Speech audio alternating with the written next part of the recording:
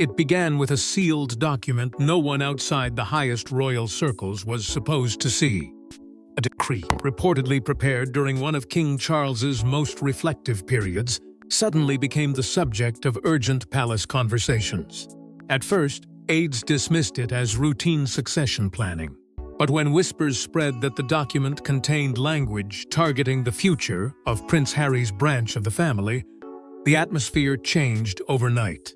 What seemed like administrative housekeeping soon evolved into a question that could reshape an entire royal bloodline. Before we go deeper into what this really means for the royal family, make sure to subscribe so you don't miss a single update. For years, royal observers had grown accustomed to the stories about family disagreements, public tensions, and private attempts at reconciliation. Those stories came and went. Headlines faded. Public attention shifted. But this felt different. This was not a dispute over appearances, interviews, or competing narratives. According to reports circulating among palace insiders, this involved something far more consequential: the future structure of the monarchy itself. The first hints emerged quietly. Senior figures reportedly began discussing a document prepared under King Charles' authority, one that was said to address questions of succession, legacy, and the long-term stability of the crown. Few details were available. Those who knew anything remained silent. Yet the secrecy surrounding the matter only intensified curiosity. Then came the phrase that changed everything. According to growing speculation, a small number of palace insiders began privately repeating the same startling words. The Sussex line ends with Harry. No one publicly confirmed the phrase. No official statement appeared. Yet its alleged existence spread rapidly through royal circles, leaving many wondering what it actually meant and why it had been included in a document reportedly connected to the king himself. The silence from senior courtiers only deepened the mystery. Normally, even the most sensitive royal stories receive some form of clarification. A carefully worded denial. A brief explanation. A signal that speculation has gone too far. This time, there was nothing. Requests for comment reportedly met the same response again and again. No confirmation, no rejection, just silence. And in royal affairs, silence often speaks louder than words. As speculation intensified, attention turned toward those believed to have been briefed on the matter. Reports suggested that Prince William had been informed of the document's contents. Princess Anne's name also surfaced repeatedly in discussions surrounding the alleged decree.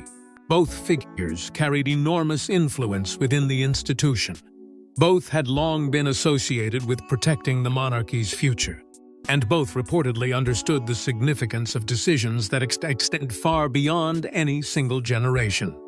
That is what made the situation so unsettling, because if such a decree truly existed, it raised questions far larger than Prince Harry himself. What exactly had Charles intended? Was this simply precautionary planning, a symbolic statement about the future direction of the monarchy? Or was it evidence of a deeper concern that had been quietly growing behind palace walls for years? The more people asked those questions, the more one reality became impossible to ignore. Whatever was happening had not emerged overnight. The rumors surrounding the decree were merely the latest chapter in a much longer struggle, one rooted in legacy, responsibility, and competing visions of what the monarchy should become. But to understand why such a decree would cause alarm, we must first understand the growing battle over legacy that had been unfolding behind palace walls for years. Long before rumors of the decree surfaced, concerns about the future shape of the monarchy were already dominating private discussions. The issue was never simply about titles or public appearances. It was about permanence, about who would carry the institution forward and who might stand outside it. As Charles confronted questions about health, duty, and history, reports suggest he became increasingly focused on protecting what he believed would outlive every individual royal, including himself. What made those conversations so significant was the realization that the monarchy had entered a defining period of transition. For decades, the institution had survived crises, scandals, and generational change. Yet this moment felt different. Senior figures were no longer discussing challenges that could be solved with patience or careful diplomacy. They were confronting questions about what the crown would actually look like 20 or 30 years into the future. According to royal commentators and palace observers, King Charles became increasingly invested in long-term planning, not merely planning for the next public engagement or the next constitutional duty, but planning for the legacy he would leave behind. Every monarch understands that their reign eventually becomes part of history. Charles reportedly wanted to ensure that when that moment arrived, the institution would remain strong enough to withstand whatever challenges lay ahead. That concern naturally led to discussions about the next generation. Prince William's vision reportedly became a recurring topic among those closest to the future of the crown. For years, reports had suggested that he favored a more focused monarchy, one built around a smaller group of working royals carrying clearer responsibilities. Supporters argued that such an approach would create stability and efficiency. Critics worried it could leave some family members increasingly distant from the institution that once defined them. At the same time, Princess Anne continued to command respect as one of the monarchy's most dependable figures. Her reputation was built not on headlines or popularity, but on consistency. While others debated the future, Anne reportedly focused on preserving continuity. To many observers, she represented the belief that the monarchy could only survive if duty remained stronger than personal preference. As these discussions continued, one subject repeatedly returned to the center of the conversation. Prince Harry's relationship with royal life had evolved dramatically over the years. What initially appeared to some as a temporary separation gradually began looking more permanent. Public disagreements, competing narratives, and growing distance from official duties created an uncomfortable reality that senior figures could no longer ignore. The longer the divide continued, the more questions emerged about where Harry and his branch of the family fit into the monarchy's long-term future. What had once been treated as a family disagreement was increasingly being viewed through a constitutional lens. The debate was no longer limited to reconciliation or personal relationships. It was becoming a discussion about succession, continuity, and institutional identity. Reports suggest that private conversations shifted from asking whether tensions could be repaired to asking how the monarchy should prepare if they never were. And as those conversations intensified, attention inevitably turned toward the one figure, whose future role seemed more uncertain than ever. For years, Prince Harry occupied a unique position within the royal family, both insider and outsider prince and critic. But according to growing speculation, palace planners eventually reached a difficult conclusion. Uncertainty itself had become a risk. What had once been viewed as a temporary family dispute increasingly appeared to some as a permanent separation, forcing senior figures to confront questions they had long avoided. That realization did not emerge overnight. In the early days, many believed the distance between Harry and the institution he had served since birth would eventually narrow. Disagreements had happened before within royal history. Tensions rose, emotions cooled, and relationships found a path forward. There was a widespread belief that time would accomplish what public statements and private negotiations could not. But as the years passed, that expectation began to fade. Harry's departure from royal duties became more than a moment in time. It became a dividing line. Everything before it belonged to one chapter of royal history. Everything after it belonged to another. What was initially presented as a new beginning soon evolved into a series of developments that seemed to widen the gap rather than close it. Then came the interviews. Then came the public revelations. Then came the memoir that transformed private grievances into global headlines. Each development intensified an already fragile situation. Supporters argued Harry was finally telling his truth. Critics believed every new disclosure made reconciliation more difficult. Regardless of where people stood, one fact became impossible to ignore. The divisions were no longer confined to private conversations. They had become part of the monarchy's public story. Inside royal circles, reports suggest attention slowly shifted away from immediate controversy and toward long-term consequences. That was where the conversation became especially sensitive. Palace officials were no longer asking how to respond to the latest headline. Instead, they were reportedly examining what these events could mean years into the future. The focus expanded beyond Harry himself. Questions emerged about continuity, succession, and the role future generations might play within an institution increasingly focused on stability. Those questions carried enormous weight. Because once discussions moved beyond the present, attention naturally turned toward the future of the Sussex branch itself. If the distance between Harry and the monarchy continued indefinitely, what would that mean for future generations? Would symbolic connections remain unchanged? Would expectations evolve? Or would the institution eventually redefine where those relationships fit within its broader structure? For some observers, those questions seemed uncomfortable. For others, they appeared unavoidable. The debate was no longer centered solely on reconciliation. It had evolved into something larger. A growing number of discussions reportedly focused on preservation of continuity, preservation of clarity, and preservation of a monarchy preparing for a dramatically different future. That shift changed everything. Because once preservation became the priority, every decision was evaluated through a different lens. Personal emotions still mattered. Family bonds still mattered. But the institution itself increasingly occupied the center of the conversation. What would strengthen it? What would weaken it? And how long could uncertainty remain unresolved? As speculation intensified, another unexpected reality began to emerge. Some of the strongest voices in these discussions were not necessarily those the public expected. Behind the scenes, according to growing reports, support for a more decisive approach was beginning to form among figures whose commitment to duty had defined their entire lives. Yet the most surprising development was not the debate itself. It was who allegedly became its strongest supporter. As rumors spread through royal circles, attention increasingly focused on an alliance many observers had long suspected was forming. Princess Anne and Prince William, though different in style, shared a reputation for placing duty above sentiment. Reports suggest both viewed the monarchy as something larger than any personal relationship. If difficult choices had to be made, they believed those choices should serve the institution first. The growing debate surrounding Prince Harry's future role did not unfold in isolation. Behind every question about succession, continuity, and legacy stood a larger concern. Who would ultimately safeguard the monarchy during one of its most sensitive transitions?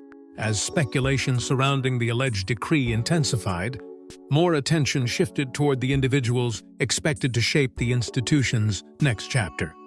Among them, two names surfaced repeatedly. Princess Anne had long earned a reputation as one of the monarchy's most dependable figures. While others often attracted headlines, Anne built her standing through consistency, discipline, and an unwavering commitment to duty.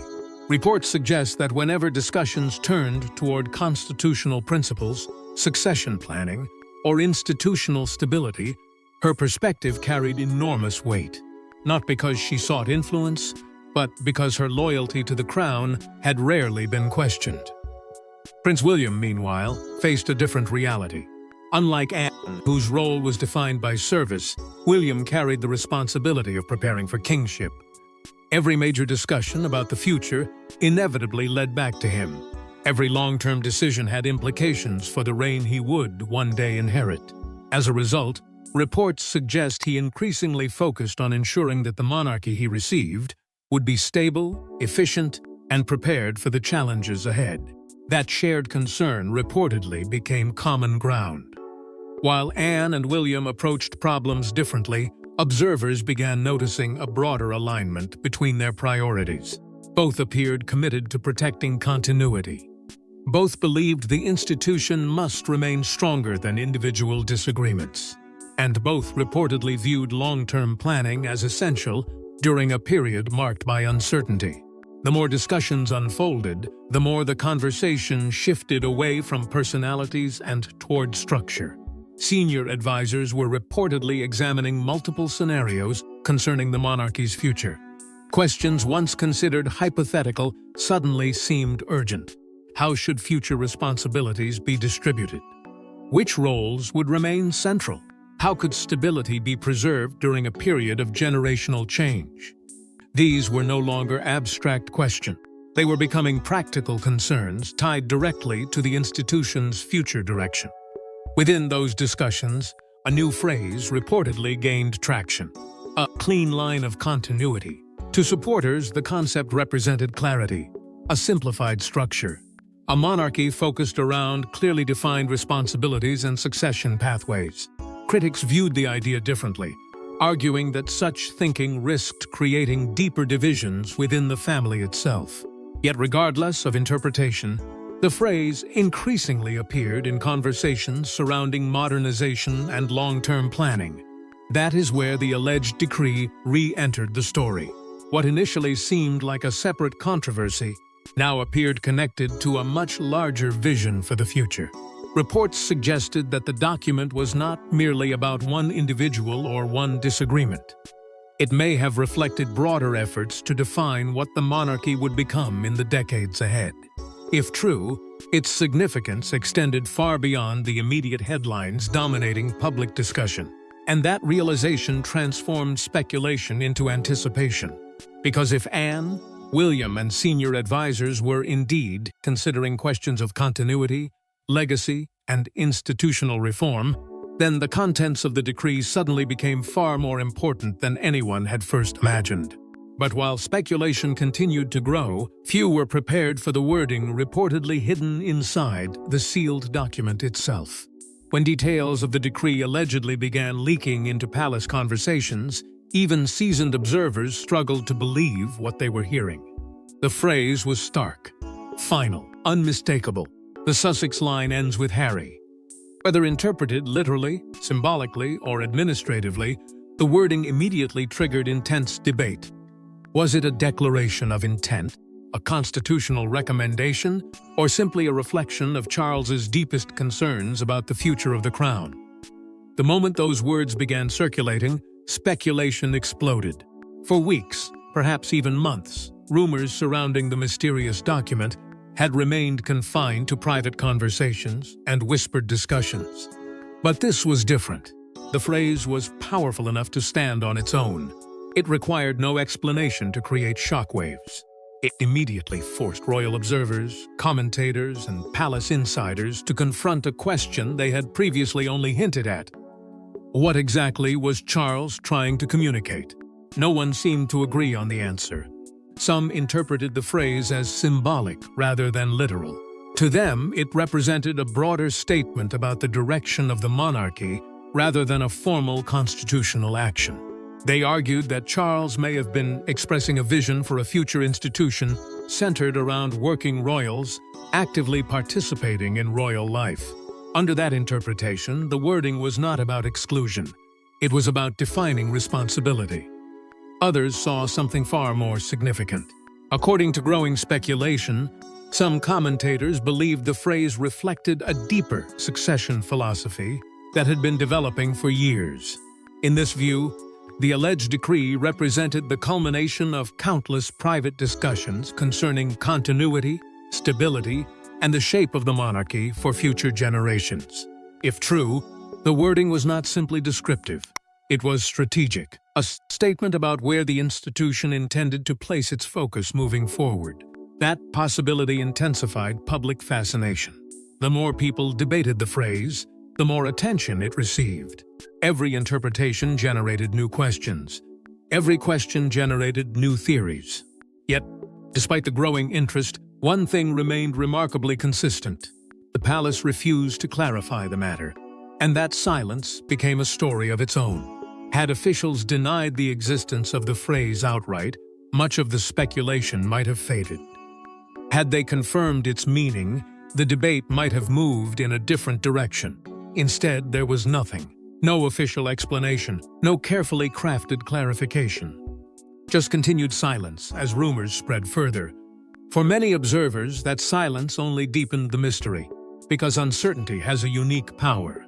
It allows every possibility to remain alive. It transforms speculation into obsession. And in this case, it encouraged people to search for clues in every statement, every decision, and every reported conversation surrounding the future of the monarchy.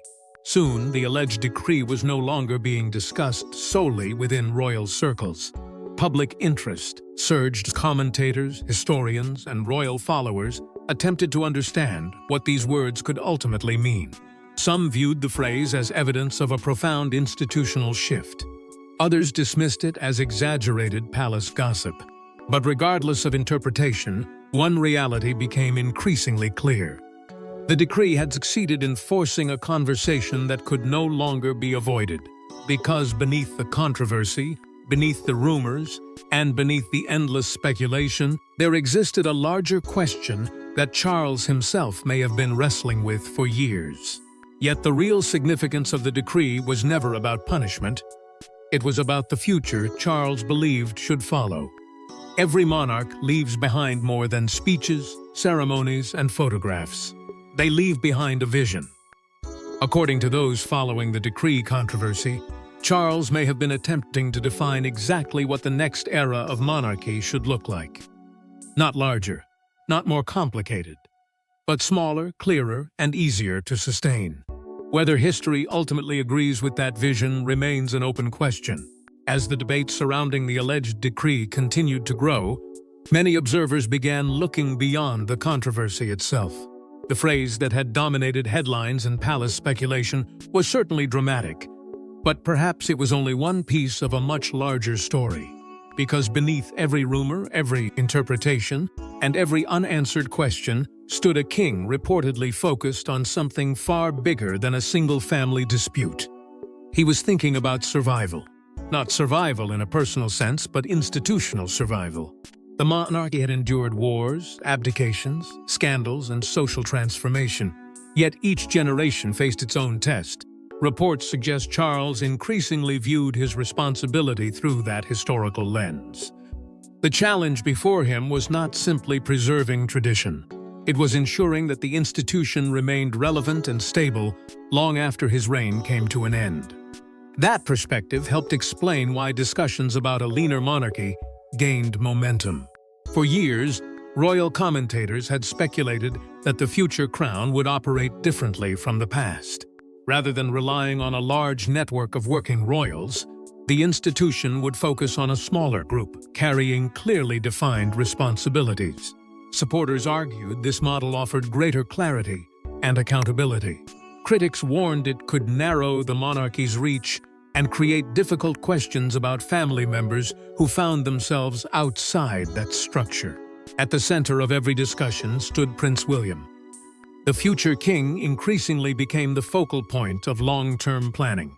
Every decision being considered today would ultimately shape the reign he inherited tomorrow. Reports suggest many conversations about modernization were not simply about Charles' vision, but about preparing the ground for William's future leadership. The goal, according to those interpretations, was to leave behind an institution that was streamlined, resilient, and ready for a new era. In that environment, personal relationships often collided with institutional priorities. That may have been the most difficult reality of all. Family bonds carried emotional weight. History carried emotional weight. Yet as discussions focused on continuity and long-term stability, legacy reportedly began outweighing sentiment. Decisions were increasingly measured not by how they affected individuals today, but by how they might influence the monarchy decades into the future. The Sussex question, therefore, became part of a broader transformation. What once appeared to be a debate about Harry gradually evolved into a debate about structure, purpose, and identity. Some believed a more focused monarchy would strengthen the institution by creating clarity. Others feared that reducing symbolic connections could deepen existing divisions and create lasting wounds. The argument remains unresolved. Even now, people continue to ask whether exclusion strengthens an institution or weakens it, whether narrowing the circle creates stability or sacrifice, whether preserving continuity requires difficult choices that inevitably come at a personal cost. Those questions may never have easy answers. But if the alleged decree reflected anything, it reflected a king reportedly wrestling with those questions during one of the most consequential periods of his reign. A monarch thinking not about the next headline, but about the next generation. Not about temporary controversy, but about enduring legacy. And as the monarchy moved toward an uncertain future, one final chapter still remained unwritten. No decree, however carefully drafted, exists in isolation. Every decision echoes through families, friendships, and generations. Reports suggest that discussions surrounding the Sussex future created difficult conversations throughout royal circles. Some viewed the move as necessary. Others feared it risked cementing divisions that might never heal. The tension between duty and family once again stood at the center of the royal story. As debate surrounding the alleged decree intensified, attention gradually shifted away from the document itself and toward the people affected by it. The monarchy had always been more than an institution. It was also a family. And whenever questions of succession, legacy, and long-term planning emerged, personal relationships inevitably became part of the conversation. That reality made the situations especially complicated. According to reports and ongoing speculation, discussions about the future direction of the monarchy created growing strain across different branches of the family. Some believed difficult choices could no longer be avoided. Others worried that decisions made in the name of stability might leave wounds that would remain long after the immediate controversy faded. The divide was not simply about policy. It was emotional. For supporters of a more streamlined monarchy, the argument appeared straightforward. Institutions survive by adapting. Challenges must be confronted before they become crises. If the crown was entering a new era, they argued, then clarity and continuity had to take precedence over uncertainty. From that perspective, difficult decisions were not acts of exclusion. They were acts of preservation. Yet critics viewed the matter through a very different lens. They questioned whether long-term stability truly required permanent separation. They wondered whether narrowing the monarchy's structure risked creating deeper fractures within the family itself. Most importantly, they feared that once certain lines were drawn, they might become impossible to erase. At the center of every argument remained Prince Harry. Even when discussions expanded to include succession planning, modernization, and institutional reform, the emotional focus continually returned to him. That was partly because Harry represented more than a single individual. To many observers, he symbolized a larger conflict between tradition and independence, loyalty and personal freedom, family obligation and individual choice. That symbolic role made every conversation more intense. As speculation continued, Prince William's position also attracted increasing attention. While Harry remained the emotional focal point, William increasingly carried the practical burden of the future.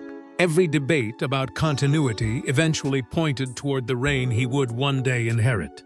Every unresolved question became part of the responsibility waiting ahead, and those responsibilities appeared to grow with each passing year. That reality added another layer of complexity to an already difficult situation, because while commentators debated constitutional implications and institutional priorities, many people continued asking a far simpler question: could reconciliation still happen? The answer remained unclear. Some believed time might eventually repair even the deepest divisions. Others argued that years of public disagreements had fundamentally changed the relationship between the Sussexes and the institution they once served. Hope persisted, but certainty remained elusive. And that uncertainty lingered over every discussion. Because beneath the legal interpretations, succession debates, and competing visions for the future stood a deeply human question, one that no decree, no advisor, and no constitutional framework could fully answer. But beyond the arguments, speculation, and controversy, one larger question remained unanswered. In the end, this story was never just about Harry. It was never just about Charles. It was about legacy, the one force that has shaped every generation of the monarchy. Kings come and go, princes rise and fall. Public opinion changes with time. But the institution constantly asks the same question: What must be preserved, and what must be sacrificed to ensure survival? That question now hangs over the House of Windsor more heavily than ever. As the debate surrounding the alleged decree reached its climax, the conversation began to transcend individual personalities. The controversy may have started with questions about Harry, succession, and the future of the Sussex branch. But it ultimately evolved into something much larger. It became a reflection of a monarchy standing at a crossroads, confronting choices that could shape its future for decades to come. That is what makes this moment so significant. Every generation of the royal family inherits challenges from the one before it. Some inherit stability, others inherit uncertainty. Yet there are rare moments when an entire institution appears to be moving from one era into another. According to many observers, this may be one of those moments. The monarchy is no longer simply managing present-day issues. It is preparing for a profound generational transition that will eventually place its future in different hands. At the center of that transition stands Prince William. Whether supporters agree with the reported vision behind the decree or not, one reality remains clear. William will inherit both opportunity and responsibility. He will inherit the expectations of those who favor modernization. He will inherit the concerns of those who fear losing tradition. And perhaps most importantly, he will inherit the unresolved questions that continue to surround family, loyalty, and institutional survival. Those questions cannot be avoided. That is why the alleged decree became such a powerful symbol. Its significance extends beyond the words themselves. For some, it represents a bold attempt to provide clarity during uncertain times. For others, it serves as a warning about the potential cost of prioritizing institutional objectives over personal relationships. The document's true meaning may never be fully known, but its symbolic impact has already become impossible to ignore, and that impact will endure. Years from now, historians, commentators, and royal observers will likely continue debating what this moment represented. They will examine the rumors, the silence, the reactions, and the broader context surrounding the controversy. They will ask whether the discussions reflected strategic foresight or unnecessary division. They will debate whether the monarchy was strengthened by these conversations or challenged by them. Yet one issue will remain at the heart of every interpretation: the balance between family loyalty and institutional duty. For centuries, monarchs have wrestled with that dilemma. Time changes names, circumstances, and headlines, but the underlying conflict remains remarkably familiar. How much should be sacrificed for continuity? How much should be preserved for the sake of family? And where should the line ultimately be drawn? Those questions remain unanswered today. What is clear, however, is that the future of the crown will not be determined by a single decree, a single controversy, or a single generation. It will be determined by the decisions made during moments like this. Moments when leaders must choose between competing visions of what the monarchy should become. And whether the decree becomes remembered as an act of preservation or division, its message will continue echoing through royal history long after the whispers surrounding it finally fade. Thanks for watching. Don't forget to like and subscribe, and we will see you in the next one.